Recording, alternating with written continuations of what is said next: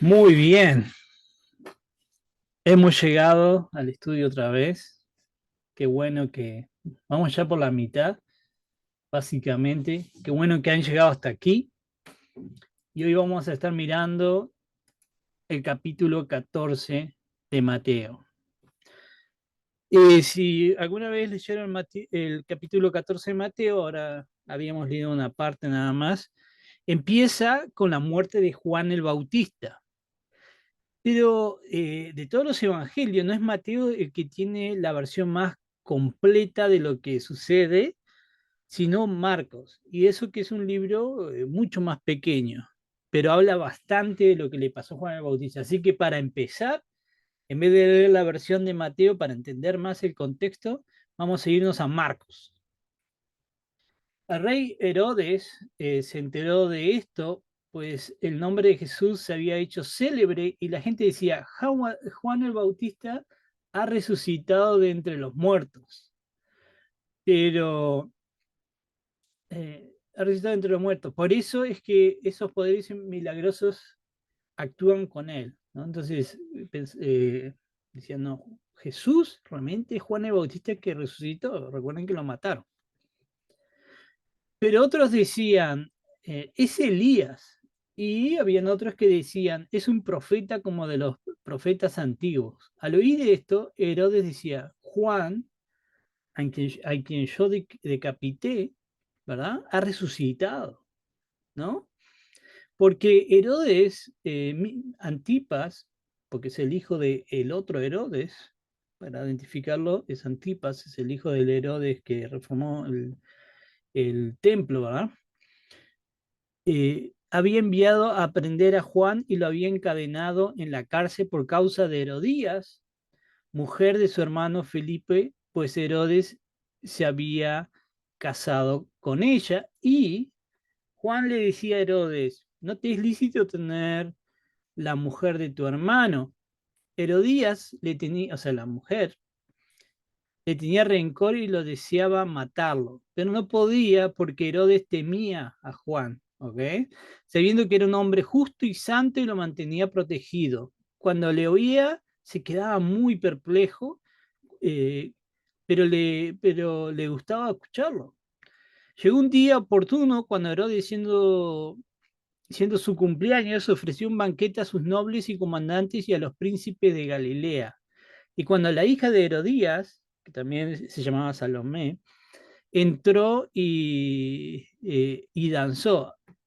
Y esto agradó a Herodes y a los que se sentaban en la mesa con él.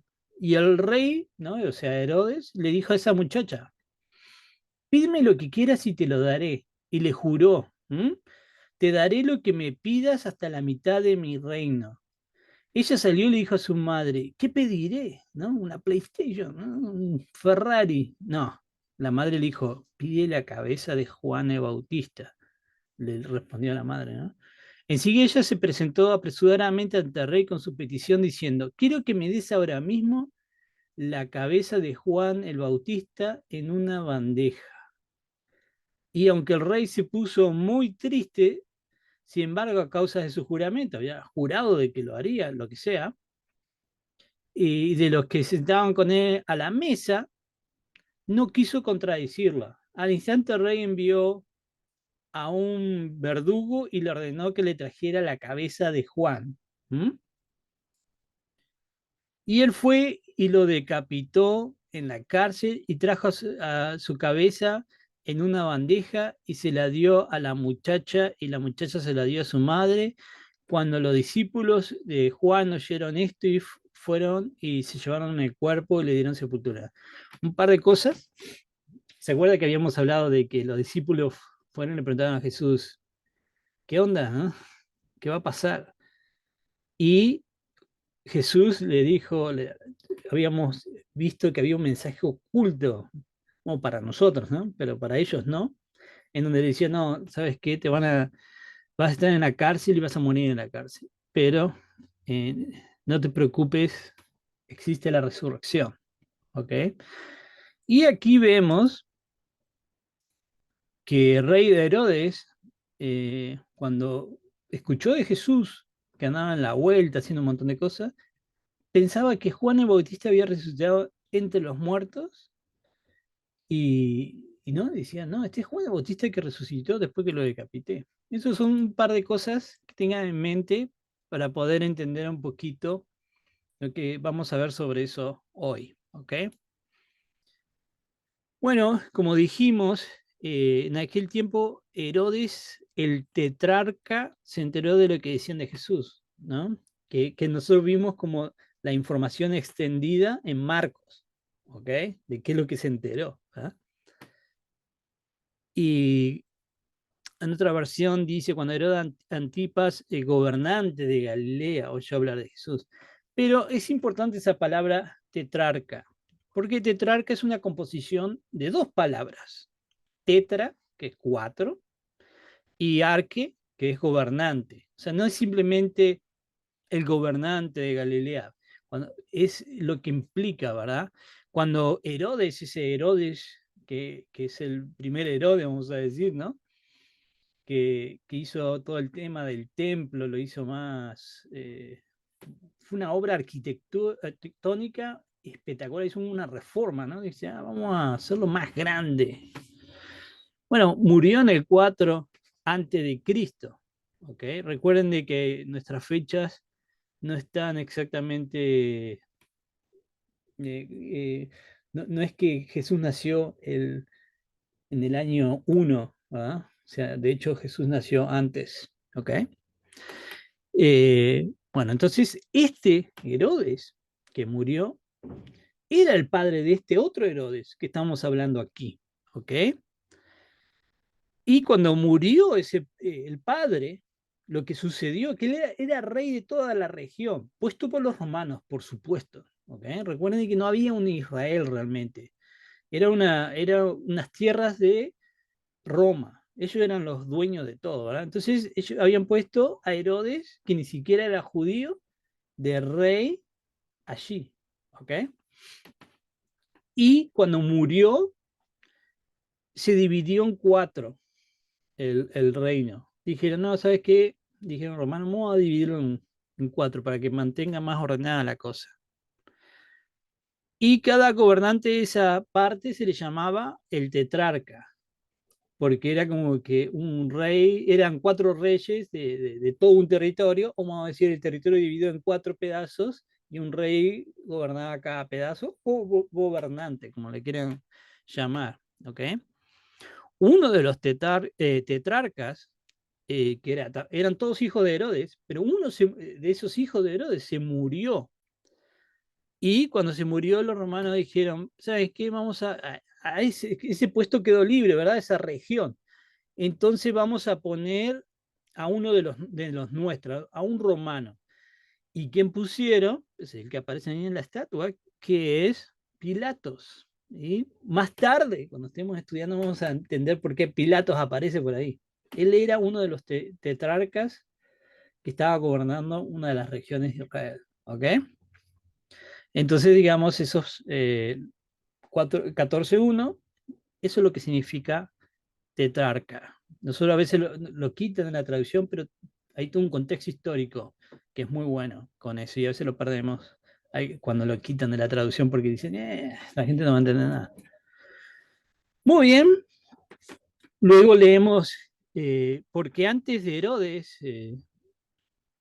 había aprendido a Juan y lo había atado y puesto en la cárcel por la causa de Herodías, mujer de su hermano Felipe, porque le decía, no te es lícito tenerla, ¿no? Y vimos en la versión de Marco que decía, no, no puede tener la esposa de tu hermano.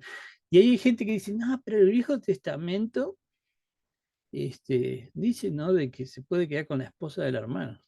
Y se causa conflictos, ¿verdad? Pero ese es el problema de contexto que nosotros no entendemos.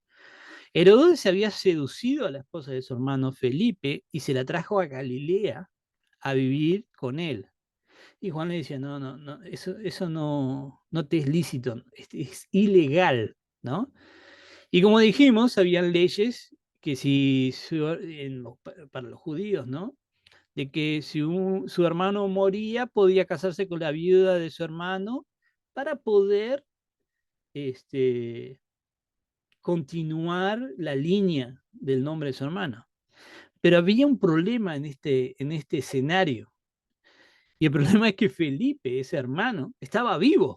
O sea, se casó con la esposa la sedujo y se casó con la esposa de su hermano Felipe, pero Felipe seguía vivo, ¿eh? Y bueno, había leyes que decían que no podías tener la esposa de tu hermano si estaba vivo, ¿verdad? Y una cosa importante también es que no por la Biblia solamente, pero por registros históricos de varias fuentes, Herodes no era una buena persona, Herodes era terrible. Era terrible para los estándares, ¿no?, de los romanos. Y los romanos eran terribles, pero para ellos decía Herodes, ¡pah! La verdad que yo no me quedo a dormir en la casa de Herodes porque todo mal. No sé si amanezco el otro día. Imagínense lo terrible que era Herodes, ¿verdad? Y como digo, no solo es por la Biblia, sino por el contexto histórico. No era un secreto, ¿ok? Pero a pesar de que Herodes era terrible, hacía cosas terribles, ¿no? Cuando Jesús habla de la resurrección, ¿verdad? Con sus propios discípulos, ellos vemos en el Nuevo Testamento que les cuesta entender lo de la resurrección. De hecho, cuando Jesús muere, ni siquiera en ese momento los discípulos esperaban que iba a resucitar, no habían entendido. Por eso, tipo, cuando Jesús se le apareció y luego toda esa conmoción era porque ellos no habían entendido de que esa idea de la resurrección. Pero aquí tenemos a Herodes, que era terrible, ¿no?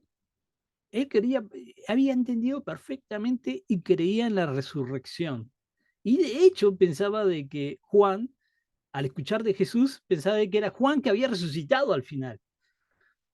El punto es que esto es irónico, ¿verdad? Porque Herodes lo entendía perfectamente, pero los discípulos de Jesús todavía no lograban entenderlo. Bueno, eso es una forma de paréntesis. Y ahora vamos a empezar con una parte más,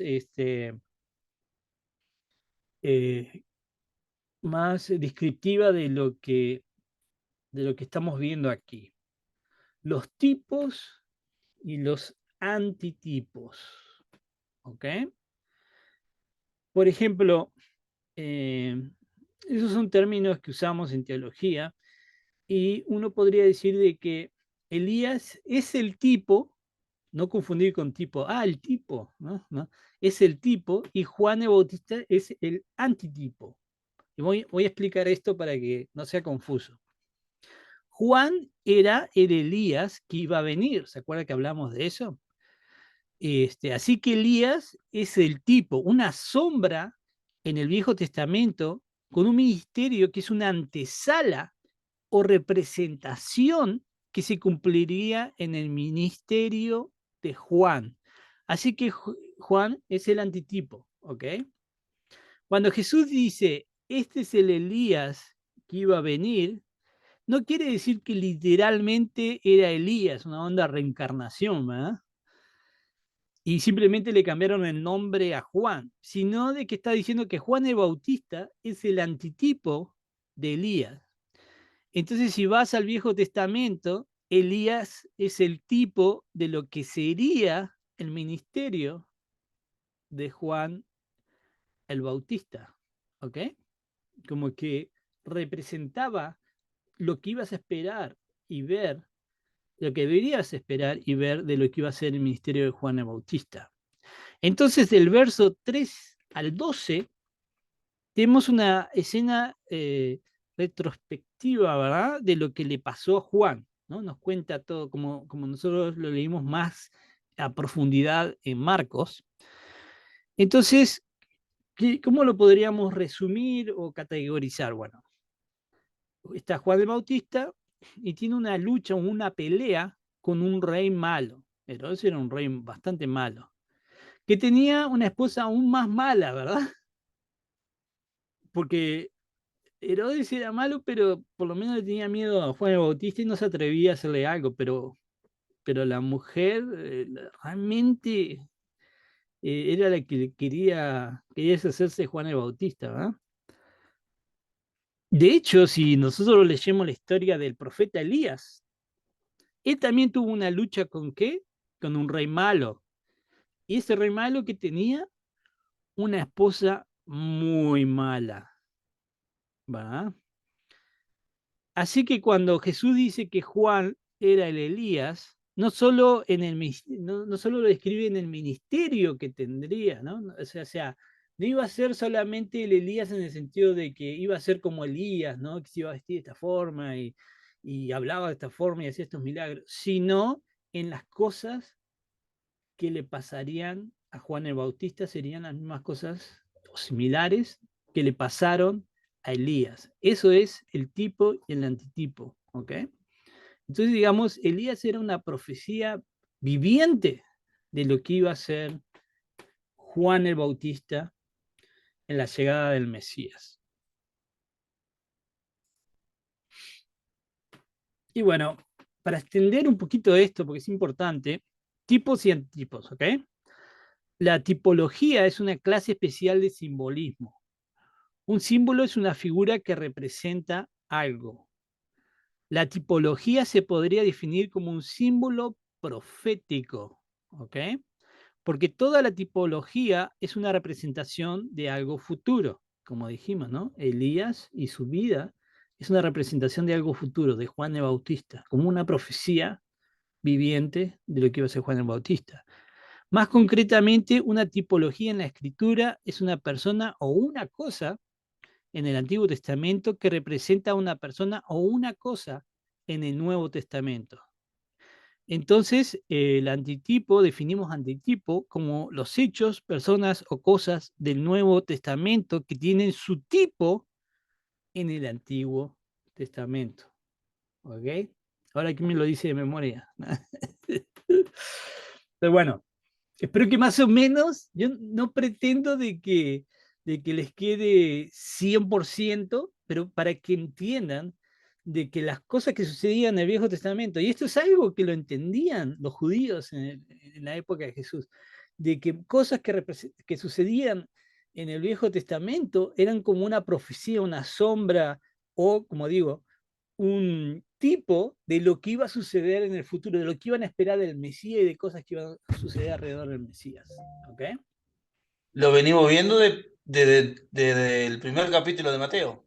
Exacto, exacto. De hecho, Mateo va haciendo eso.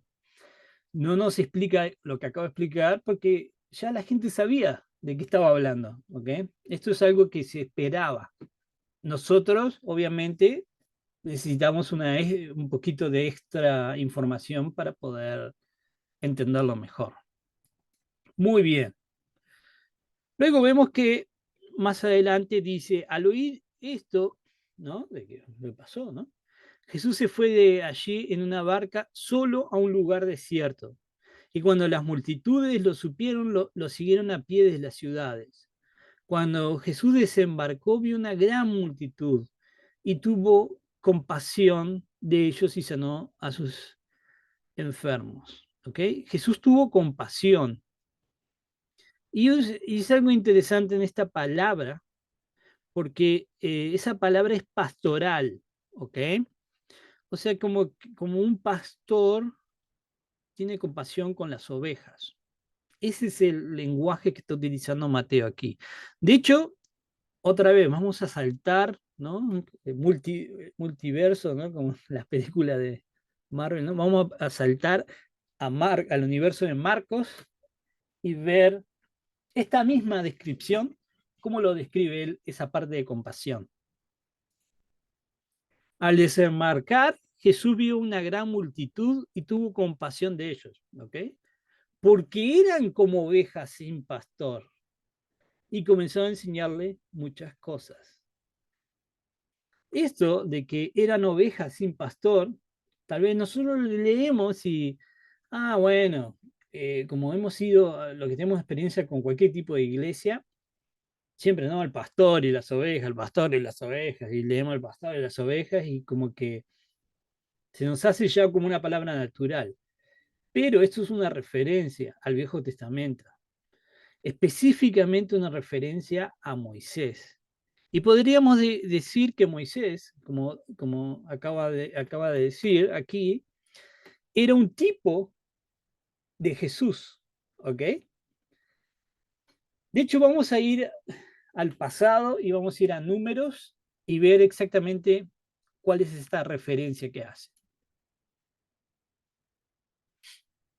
Ponga al Señor, Dios de los espíritus de toda carne, un hombre sobre la congregación. O sea, esto es Moisés hablando, pidiéndole a Dios, ¿ok? Un hombre sobre la congregación que salga y entre delante de ellos y que los haga salir y entrar a fin de que la congregación del Señor no sea como ovejas que no tienen pastor. Moisés está preocupado y le pide a Dios que después de su muerte él ponga un líder, o sea, un pastor, ¿verdad? Que los guíe. ¿A quién? Al rebaño, ¿verdad?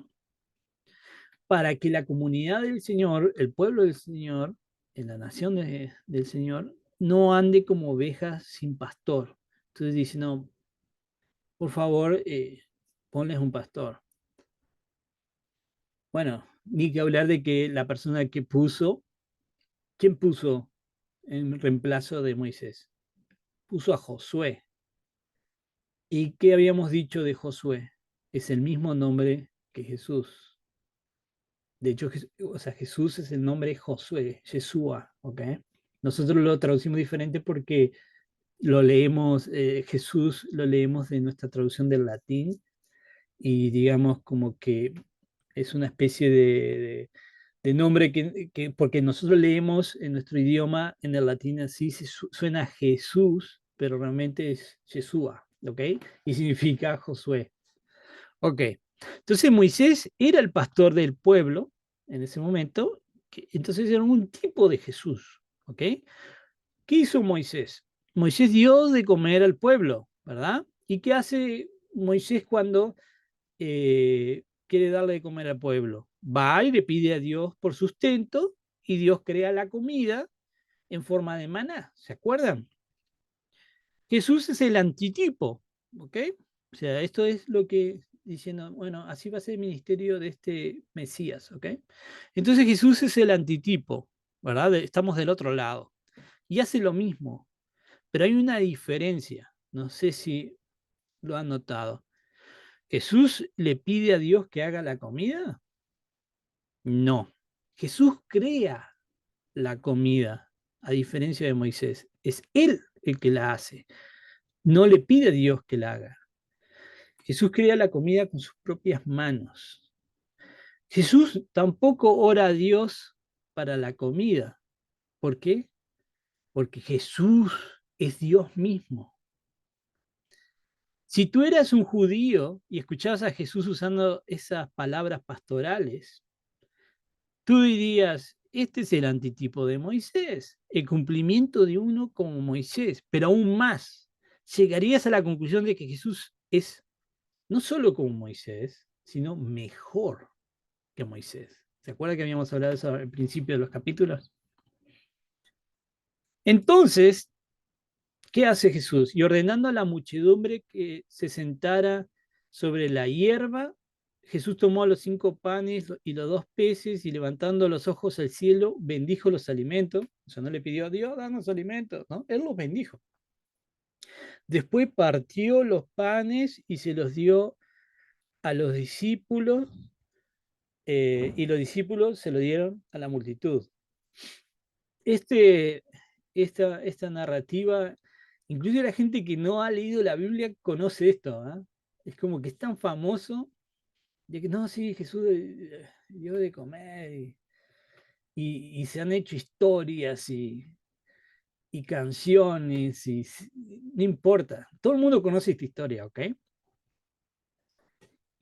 Pero hay un par de cosas. Por ejemplo, cuando alguien va a comer, ¿qué hace? Se sienta, ¿verdad? Pero aquí Jesús, Mateo resalta eso, ¿verdad?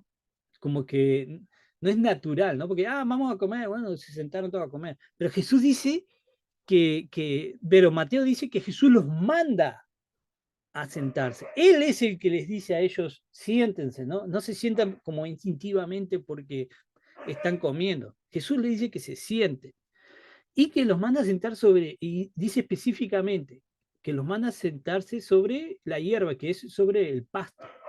¿Ok? Hay una pregunta. ¿Se han preguntado qué tipo de pasto sería este? ¿Qué tipo de pasto?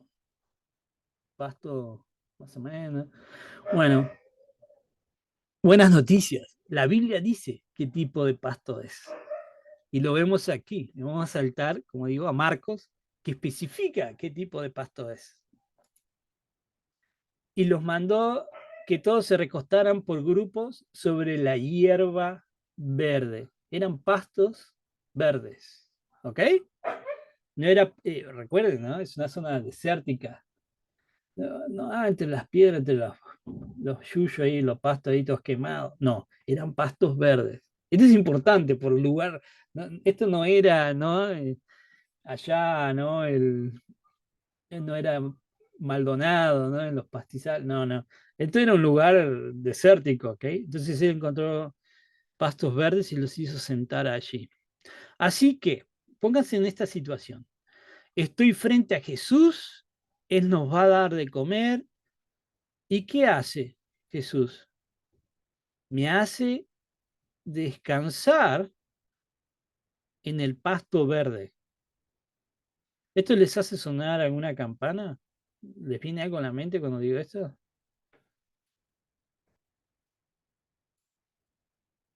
El Señor es mi pastor, nada me faltará. En pastos, en verdes pastos, me hace descansar. Junto a Salmo tranquilas 63. aguas, me conduce, me infunde nuevas fuerzas. Me guía por sendas de justicia por amor a su nombre. Aún así, aún si voy por el valle, por valles tenebrosos, no temo peligro alguno porque tú estás a mi lado. Tu vara de pastor me reconforta. Dispones ante mí, ¿qué cosa? Un banquete en presencia de mis enemigos. Has ungido con perfume mi cabeza, has llenado mis copas a rebosar. La bondad y el amor me seguirá todos los días de mi vida y en la casa del Señor habitaré por siempre o para siempre. Es increíble, ¿verdad? Muchos, la mayoría se pierden esto porque no conocemos el Viejo Testamento, las referencias del Viejo Testamento. Acá tenemos a Jesús cumpliendo este salmo, esta profecía, ¿ok? Y en la casa del Señor que habitaré por siempre es el reino de Dios. Entonces analicemos esto un poquito más, ¿no? Entonces mandó a la gente a recostarse sobre la hierba. La palabra que se usa para recostarse es literalmente descansar. Descansar en el sentido de que se usa para sábado, para el sábado, para el día de reposo. ¿Ok? Es esa la palabra. ¿Ok? De hecho, esa palabra de descansar la vemos en Lucas. La misma palabra que hace María en Lucas y lo acostó en un pesebre, dice a Jesús. Es decir, lo recostó, lo puso a descansar en un pesebre. Es la misma palabra. Esa palabra de, imagínense el bebé descansando en el pesebre, ¿verdad? Esa acción de un bebé durmiendo, descansando y su madre protegiendo, es la misma palabra.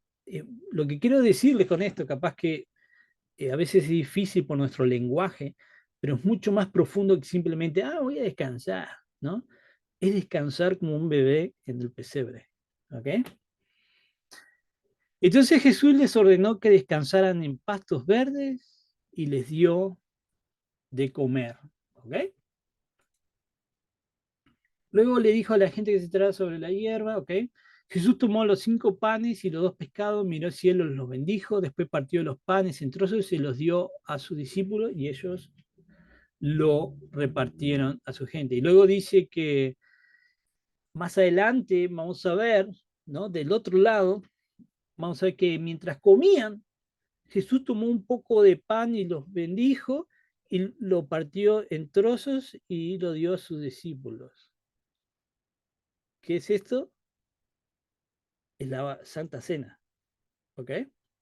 Este es el versículo de la Santa Cena. Entonces vemos en este versículo de ahora, en el capítulo 14, vemos que Jesús tomó 5 panes, miró al cielo y los bendijo, después partió los panes en trozos y se los dio a los discípulos. Y luego saltamos al 26, al final casi. Jesús tomó un poco de pan y los bendijo, luego lo partió en trozos y los dio a sus discípulos. ¿Ok? Cuando Mateo escribió esto y utilizó estas mismas expresiones, ¿ok? En el mismo orden, no fue un accidente. No lo hizo porque, bueno, no tenía otras palabras a usar. Tiene un propósito. El lector iba a entender que estas dos cosas estaban conectadas. El problema es que a veces, especialmente con el cristianismo moderno, nosotros leemos pequeños versículos acá y versículos allá y no leemos, por ejemplo, Mateo como todo un libro, ¿verdad? Como leeríamos cualquier otro libro, ¿ok? Sino de que nos hemos acostumbrado a leer versículo, versículo, versículo. Si nosotros leyéramos como un libro, cuando llegáramos a esta parte del capítulo 26, nos haría como un pin, ¿no? A esa escena en el capítulo 14, ¿verdad? En donde Jesús hace lo mismo, ¿ok? En la última cena, o sea, como vimos, Jesús reparte a sus discípulos, ¿verdad? Y estos, los discípulos, son los que lo reparten a la gente, ¿ok? No es Jesús repartiendo a la gente, sino que se lo da a los discípulos para que ellos lo reparten a la gente. Y en la última cena, Jesús está por morir, resucitar y ascender, ¿ok? Y Jesús hace lo mismo y les deja una instrucción. Cada vez que se junten, hagan esto en memoria de mí. Den de comer a mis ovejas. ¿Ok? De hecho, vamos a verlo más adelante, ¿no? En Juan. ¿Se acuerdan? Pedro había negado y todo eso, ¿verdad? Y al final Pedro y Jesús, ¿no? Están teniendo un desayuno y dijo, Simón, hijo de Juan, ¿me quieres? Y a Pedro le dolió que Jesús le dijera la tercera vez, ¿me quieres? Y le contestó, Señor, tú sabes todo, tú sabes que yo te quiero. Y Jesús le dijo, entonces, alimenta mis ovejas. Cuando nosotros leemos esto, es como que, alimenta mis ovejas. Vamos a ir al campo de Jesús allá, por San Carlos, tiene un campo y unas ovejas. No, yo no voy a estar, así que ve y alimenta mis ovejas porque se van a morir. No, esto apunta a esto, ¿no? Jesús literalmente puso a sus ovejas a descansar y partió los panes y se los dio a sus discípulos para que ellos alimenten a sus ovejas, ¿ok? Y en la Santa Cena, Jesús tuvo un poco de pan, lo partió en trozos y se lo dio a los discípulos para que ellos alimenten a las ovejas de Jesús. Jesús les da el pan. ¿Se acuerdan de todo el asunto del pan en el Padre Nuestro? Ese es la sustancia espiritual, no solo para alimentar una multitud, sino toda la humanidad. ¿Ok? La alimentación de la multitud, de hecho, es para preparar a los discípulos, hacer una especie de test. Vamos a hacer una pequeña prueba con menos gente, ¿verdad?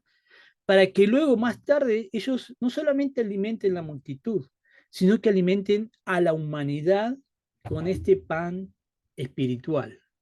¿Se entiende? Espero que sí. Luego vemos este versículo. Este versículo.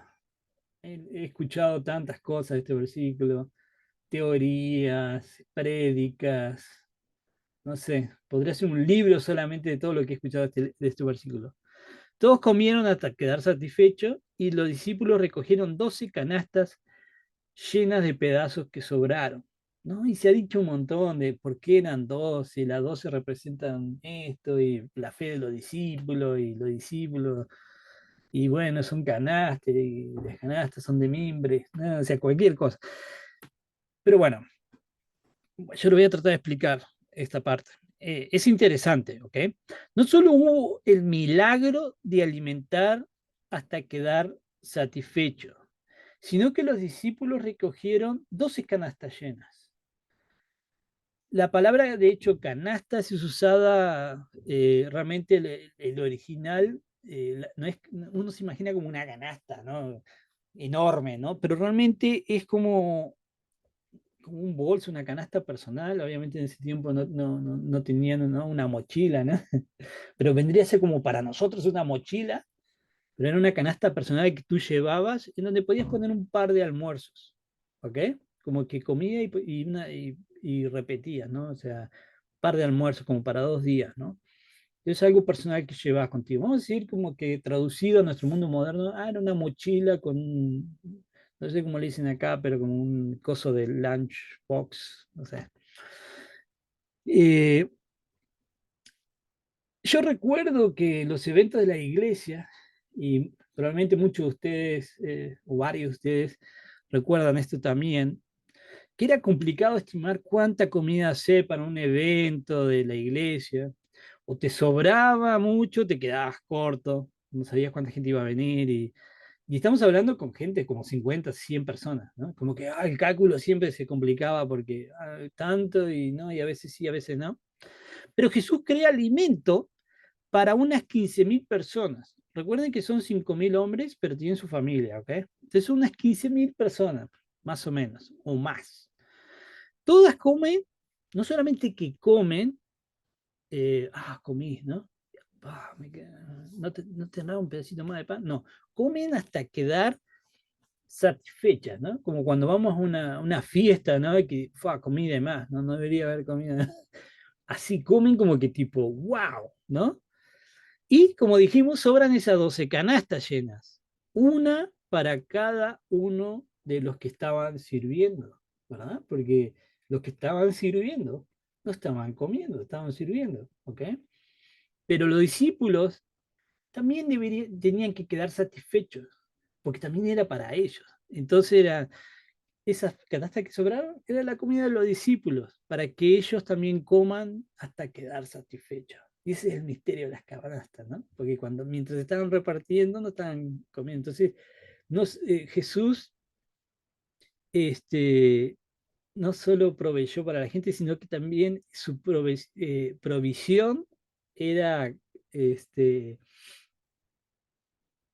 se extendía también a esos detalles, ¿verdad? De que tipo, no hay problema, hasta tú que estás sirviendo y en este momento ves a otros comer y tú no estás comiendo, pero hasta Dios se acuerda de eso. Y tú vas a tener tu parte también. Tú también vas a estar satisfecho, ¿ok? Aunque en la apariencia tú no estás comiendo en ese momento, pero Dios se ha acordado de ti también. Y esto es un tipo sobre cómo Jesús puede satisfacer completamente nuestra hambre espiritual y comen los discípulos y después ¿qué? No sobra nada, porque comieron la gente y comieron los discípulos, porque es exactamente provee Jesús de todo lo que necesitan, inclusive tomando en cuenta de que los discípulos tenían que comer después de haber alimentado a todo lo demás, ¿ok? O sea, hasta ese detalle Dios no se olvida, hasta el último, no importa que estaba ocupado en ese momento, va a comer hasta satisfacerse, ¿ok? Eso es lo que significa una 12 canasta, ¿ok? No son los 12 símbolos del zodíaco, cosas raras, ¿no? Muy bien, entonces, este, de hecho, Juan nos da una perspectiva extendida, como digo, ¿no? Los evangelios, por eso está buenísimo tener varios evangelios, dan una perspectiva extendida de lo que pasó durante esa alimentación. La gente, al ver la señal milagrosa que Jesús había hecho, ¿no? O sea, imagínense, ahí viene Marcos, el pastor, viene con unos bizcochos y dice, tiene 3 bizcochos y una Coca-Cola, ¿no? Y empieza a repartir en la iglesia y hay un montón de bizcochos para todos y litros de Coca-Cola. ¿Y dónde sacó eso, no? Entonces, ¿qué pasó? La gente así como que, esto es increíble. Para ellos, como conocían el Viejo Testamento y conocían el Salmo, esto era un cumplimiento de que era el Mesías, ¿no? Y de hecho dice, habían hecho, exclamó la multitud, ¿no? No hay duda de que es el profeta que esperábamos, o sea, él es el Mesías, ¿no? Cuando Jesús vio que estaban dispuestos a hacerlo rey a la fuerza, se escabulló hacia las colinas él solo. O sea, ¿se acuerda lo que habíamos dicho de que la expectativa del Mesías estaba ahí, pero a veces lo que ellos esperaban y la victoria que ellos esperaban era más acorde a lo que nuestra cultura o la cultura del mundo toma con éxito? Entonces decían, listo, Jesús, mira, multiplicó los panes y los peces, más multiplicar las flechas y las espadas y vamos por los romanos ahora mismo. Y eso es lo que querían hacer, rebelión contra los romanos, porque esa era la idea que ellos tenían, ¿no? Vamos a multiplicar, ¿no? Tipo, todas las balas acá y vamos a ir con un montón de municiones para allá. ¿Y qué hizo Jesús? Dijo, esta gente se escapó, salió volando, ¿ok? Porque la gente, o sea, lo que quiere decir que esto es medio extraño, porque la gente se entusiasmó como que, es el Mesías, bien, sí, eso es lo que esperábamos, que pensara que era el Mesías, pero empezó a pasarse para el otro lado y ya lo querían tomar a la fuerza y hacerlo rey, ¿ok? Así que Jesús escapó. ¿Ok? Entonces es interesante esto. No aparece en Mateo, pero esa es la razón por qué Jesús salió volando de ahí. Después de despedir a la gente, subió a las colinas para orar a solas. ¿Ok? Mientras estaba allí solo, cayó la noche. Mientras tanto, los discípulos se encontraban en problemas lejos de la tierra firme, ya que se había levantado un fuerte viento y luchaban contra grandes olas. No sé por qué en esta imagen de los discípulos en el medio del mar ahí, siempre nos imaginamos así como una tormenta eléctrica, y así lo ponen en las películas, ¿no? Pero ninguna de la Biblia dice que no es una tormenta eléctrica, es un viento fuerte, ¿ok? El desierto del Sahara, ¿ok? Que está cerca de ahí baja un viento y cae sobre el mar de Galilea. ¿Ok? Vienen corrientes de aire del desierto del Sahara y llega al mar de Galilea creando olas muy fuertes. O sea, está todo así como, la laguna, ¿viste? Que va y está así, pero de repente viene el viento y genera unas olas impresionantes, en un momento al otro. Yo he visto videos de eso. ¿Ok? Porque es algo que sucede de forma común hasta el día de hoy, ¿ok? Yo he visto videos de que está todo bien y de repente empieza un oleaje zarpado y es por ese fenómeno climático. Y eso es lo que estaba pasando en este momento, ¿ok? El relato sucede aproximadamente entre las 3 y 6 de la mañana. La idea es que iban a mitad de camino. Si leemos la parte en Juan 6:19, nos dice que estaban a 25 o 30 estadios, no estadios de fútbol, pero serían como unos 5 o 6 kilómetros, literalmente, a la mitad del camino, o sea, a la mitad del mar de Galilea. ¿Ok? El tema es que el viento no los deja. Pónganse en esta posición, o sea, tú estás tratando de llegar a la orilla y el viento no dejaba la embarcación avanzar, ¿no? Y algunos de los discípulos tenían mucha experiencia en esto, ¿verdad? En estos botes, ¿ok? Y en este mar de Galilea. Eran pescadores y ellos empezaban a tener miedo, ¿entienden? O sea, era una situación compleja, ¿no? Y de repente ven venir algo, ¿no? O alguien, y su conclusión es la siguiente, ¿verdad? O sea, ven así, ¿qué es eso? Y que dicen, cuando los discípulos lo vieron caminar sobre el agua, quedaron aterrados, llenos de miedo y clamaron, es un fantasma, ¿ok? Lo que no nos damos cuenta es que básicamente pensaron de que Jesús, cuando vieron toda la gente que había dicho, no, multiplica las espadas también, y todo el mundo quería agarrarlo a la fuerza, pensaron de que lo habían matado a Jesús, ¿ok? Por el lío que se armó con la gente que quería tomarlo a la fuerza. Entonces ellos fueron y dijeron, no, Jesús lo lincharon ahí. Entonces cuando lo ven caminar sobre la agua, su conclusión es un fantasma, ¿ok? Y luego leemos esto, empezamos, viste, en esta parte, que, como digo, esta historia, tal vez hay gente que no leyó la Biblia, pero conoce esta historia, ¿verdad? Pero Jesús les habló de inmediato, no tengan miedo, dijo, tengan ánimo, ¿ok? yo estoy aquí. Y hay muchas traducciones en español, yo estoy aquí, aquí estoy, cosas raras así, pero no está muy bien traducido. En griego es imi, así que literalmente, realmente se debería traducir de esta forma, y no he encontrado en español una Biblia que lo traduzca de esta forma, pero es así. Tengan ánimo, yo soy, el cual, para los que no saben, yo soy, si lo ponemos en hebreo, es el nombre de Dios en el Antiguo Testamento. Lo que nosotros traducimos como Jehová es una forma de traducir la palabra Yahvé, que significa yo soy o yo soy el que soy, pero es yo soy. De hecho, ese es un nombre sagrado. Los judíos no usaban esta denominación porque era el nombre de su Dios, ¿no? Entonces, cuando Jesús dice ahí, tengan ánimo, yo soy, está diciendo, tengan ánimo, soy Dios. ¿Ok? O sea, eso se pierde con nuestras traducciones. Pero lo que está diciendo aquí es zarpado, está diciendo, soy Dios. ¿Ok? Además, tipo una onda. El tipo estaba caminando sobre el agua, ¿no? En medio del viento. Como que, si te quedaba duda.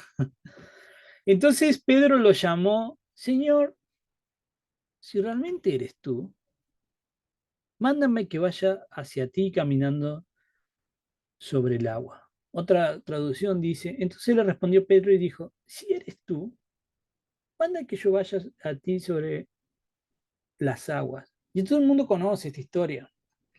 Todos se han hecho prédicas, canciones, este, no sé qué más han hecho, pero un montón de cosas y no, este Pedro, que no tiene fe, que no cree, ¿no? Realmente es otra traducción que no es muy bien hecha. De hecho, si nosotros la tradujéramos correctamente, eh, Pedro gana una reputación totalmente diferente. Esto es una declaración de fe, no una declaración de duda. Y vamos a verlo. Se debería traducir así, Señor, eres tú. Porque recuerden que les dice, yo soy. ¿Ok? Entonces, Pedro dice, Señor, eres tú, eres Dios, respondió Pedro. Y la palabra no es mándame, sino como que ordéname o dame el comando que vaya a ti sobre el agua. No de si eres tú, no es una cuestión de que como prueba, sino que dice, oh, estás caminando sobre el agua, eres Dios. Dame el comando para que yo pueda caminar sobre el agua y llegar a ti también. ¿No les hace conocido esto? ¿Se acuerdan del centurión cuando dice, dime el comando y yo sé que se hará? ¿Se acuerdan? Para la sanidad de su siervo. Es exactamente las mismas palabras, ¿ok?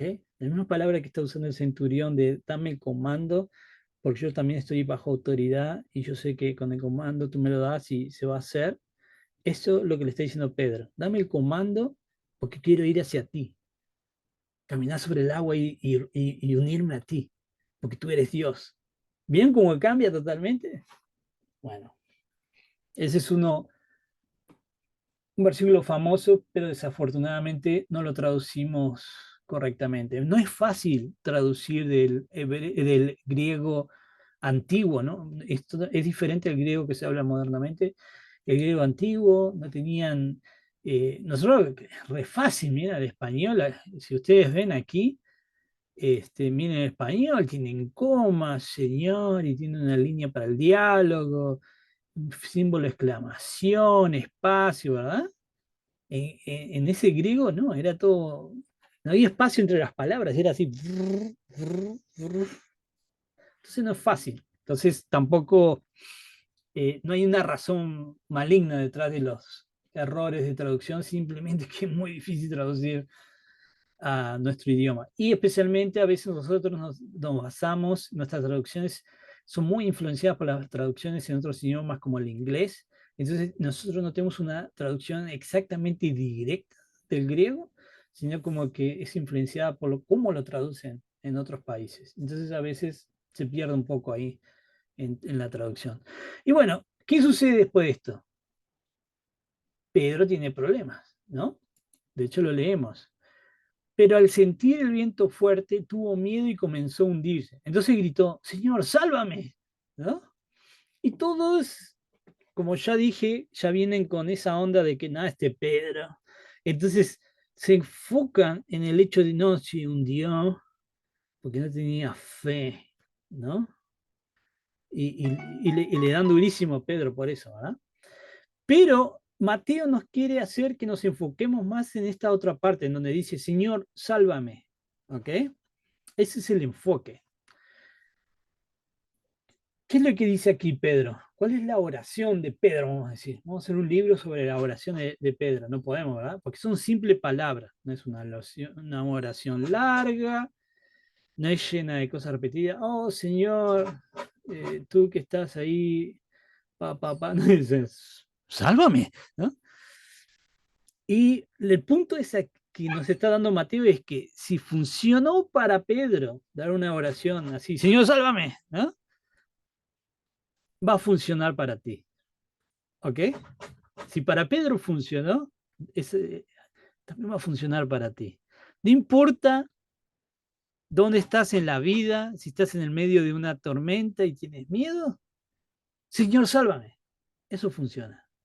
¿Entiendes lo que quiero decir? Y ese es el mensaje que Mateo nos está diciendo de este Mesías de Jesús, ¿no? De que él no necesita un email complicado y no, no, queridísimo Jesús Salvador, me presento a ti. No, es natural, ¿ok?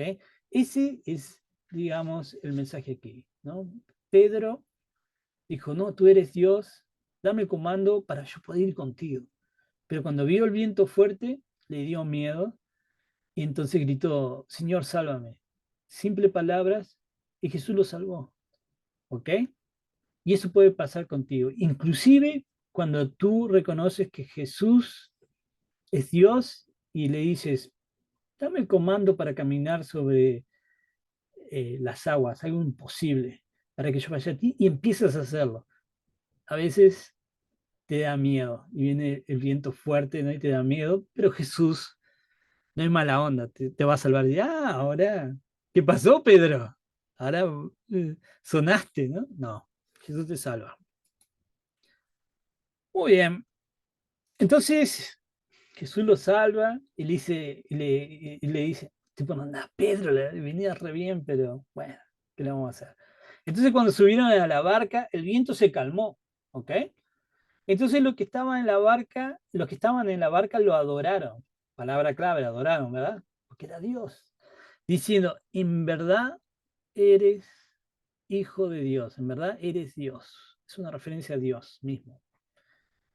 Cuando Jesús sube a la barca, calma el viento y la conclusión de todos los discípulos tú eres el Hijo de Dios. Eres el que dices, el que nos anunciaste que era. ¿Qué fue lo que anunció Jesús que era? Vamos a ver. Yo soy, ¿no? Realmente eres el yo soy. Por eso yo le quiero mostrar el contexto para que entiendan de que esta es la traducción que se debería hacer y ese es el contexto, ¿verdad? Por eso dice, realmente eres el yo soy, ¿ok? Y bueno, y el capítulo 14 tiene esta parte también que dice, y le rogaban que les dejaran tocar siquiera el borde de su manto y todo lo que los tocaban quedaban curados. ¿Se acuerdan? ¿A qué les suena esto? ¿Se acuerdan que el borde de su manto realmente que era? Y lo vemos aquí, ¿verdad? Era estos cositos así, ¿se acuerdan? ¿Y quién fue que tocó esos cositos? Era la mujer de Mateo capítulo 9, lo vimos en el capítulo 9. Y se acuerda que cuando lo hablamos sonaba como que la profecía y ay, ¿cómo le dice la mujer para saber?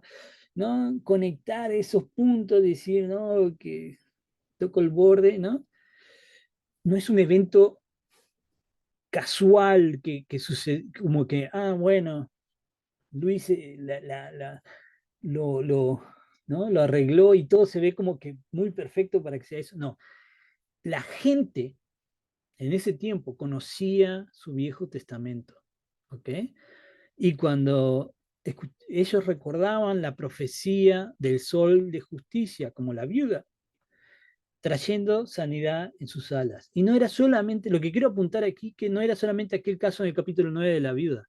La, toda la gente, varias personas, también pensaban esto. Y así como la viuda tocó el borde y quedó sanada porque decía, no, Él es el sol de justicia, Él es esa profecía cumpliéndose, así gente venía y le rogaba, ¿no? Que le dejara tocar aunque sea el borde de su manto porque sabían de que había sanidad en las alas, ¿ok? ¿Y qué pasaba? No, la viuda sí se quedó sana y ellos no, no. Todos quedaron curados. Y este tipo de cosas a veces no lo vemos porque, como digo otra vez, tenemos una costumbre de fragmentar la escritura y solamente leer un versículo aquí, un versículo acá. Entonces leemos lo de la viuda y yo lo puedo explicar y tipo una onda, mira, esa es la conexión con el Viejo Testamento. Pero aquí vemos que muchas otras personas también hacían lo mismo porque ellos conocían el Viejo Testamento y lamentablemente en el cristianismo, especialmente el cristianismo después del año 300, vamos a decir, Viejo Testamento, cero, ¿ok? Pero también quiero que vean la profundidad de conocimiento del Viejo Testamento, ¿ok? De que como que ni simplemente darle una ojeada, hay que entender el Viejo Testamento en su cultura, en la cultura de esa gente. Entonces, es más que solamente el Viejo Testamento, tienes que entender cuál era la cultura, qué significaba para ellos ciertas cosas. Y eso es fascinante. Y obviamente para eso están estas clases, para que nosotros podamos entender cómo lo entendían ellos en esa época. Y bueno, eso va a ser hoy el capítulo 14 y va a estar muy interesante el 15. Así que los invito para que no se pierdan el 15 el próximo martes. Y si tienen alguna pregunta, este es el momento para hacerlas.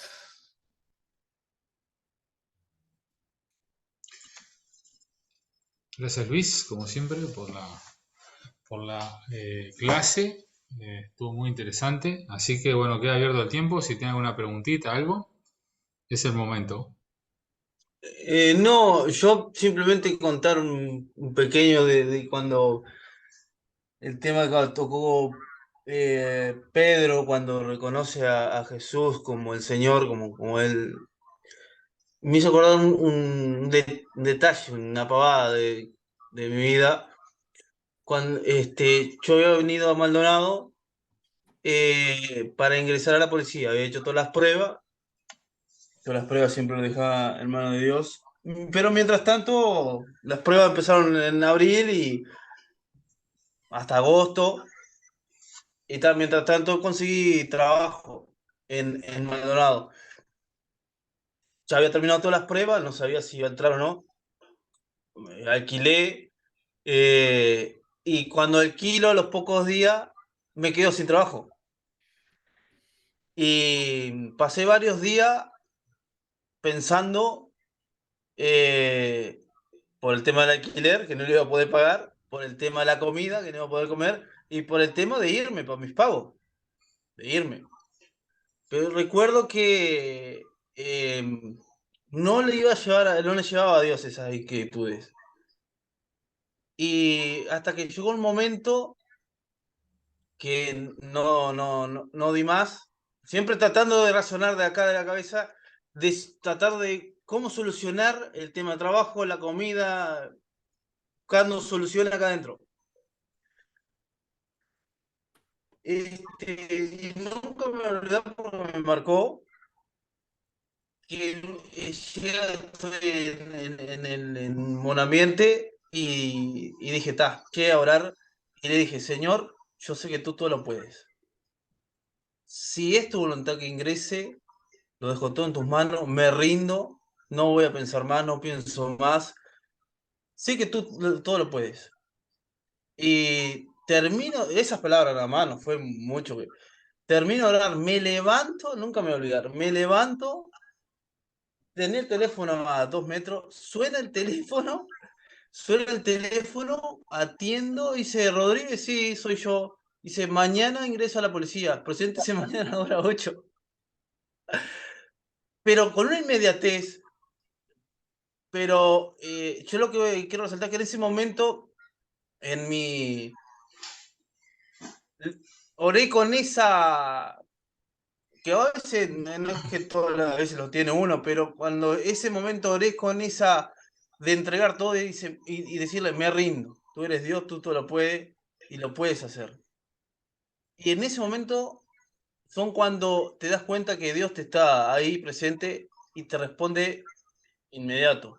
No es que, ni quiero decir con esto que tenga gran fe ni nada por el estilo, pero esos puntos de la vida como le pasó a Pedro, que es un detalle, para mí es un detalle, pero me marcó de esa inmediatez que me levanté de orar y suena el teléfono. Impresionante. Y como diciendo, viste que estaba ahí. Es decir, me hizo acordar a eso, cuando a veces uno en su humanidad quiere resolver todo y yo soy una de las personas que me cuesta dejar a los demás resolver, tengo que resolver yo, por la impronta de que nos forman en la institución que estamos, de que en el grado tú tienes que resolver y tienes que ser la cabeza que resuelva, que esté siempre ahí y pensando siempre en punto más allá, a veces te hace perder ese norte y de dejar a Dios las cosas. Uno lo cuesta, porque entiende que a veces uno tiene que dominar la vida y tiene que dominar las decisiones, tiene que dominar las resoluciones. Pero quería contar eso porque a mí me marcó, yo tenía 23 años, me marcó como oré así que me arrodillé y no pudiendo más y le declaré que él todo lo podía. Como fue inmediato, me levanté, no es que oró, que sonó cuando estaba orando, ni sonó antes, ni tuve 3 llamadas perdidas, ni nada. Oré eso, mm, terminé de orar, me levanté y fue en ese instante que suena el teléfono. Tan específico que no es que no pasó ni 10 minutos, ni un día, ni media hora, ni al otro día. Me levanté de orar con esa entrega total, que lo hice en ese momento, y sonó el teléfono. Entonces, eso, lo que estamos hablando ahora, yo lo viví, es una pavada, digo, pero yo lo viví en ese momento, de esa entrega total que le hice, y Dios estaba ahí. Es decir, respondió inmediato. Cuando le entregué todo, que a veces uno no lo hace, pero cuando uno le entregué todo ahí en ese momento, como Pedro, dame el mando y caminaré sobre el agua. Me pasó eso. Muy, muy, muy, muy, muy, muy buena. No una pavada, para nada. Excelente. Ya. Eso describe exactamente lo que el mensaje de hoy, digamos. Gracias. Así es, concuerdo con Luis, no es ninguna pavada, la verdad que esas experiencias son los que definen nuestra vida, esos momentos, ¿no? Que decimos que nos damos cuenta de que nuestro Dios es real. A veces necesitamos ese tipo de cosas, que darnos cuenta de nuestro Dios es real, ¿no? Yo tengo una historia parecida, pero no la voy a contar ahora, eh, pero muy así también, de una respuesta inmediata del Señor, así que sé perfectamente lo que estás contando porque yo también lo he experimentado. Así que buenísimo el testimonio, José. El Puma le dicen a, le dicen a José. Nosotros no nos acostumbramos nunca, eh, Y pero compro bueno. el mismo año que el Puma, Rodríguez. Ah, sí, pero El el mismo mismo día, día, digo. el El mismo mismo día. día. Digo, ah, mirá vos, esa es nueva.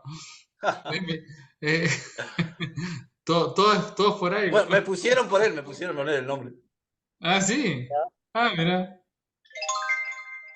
Oh, muy bien, entonces yo creo que con eso ya lo dijiste todo. Y nos vemos el próximo martes y va a estar muy bueno, recomiendo que estén.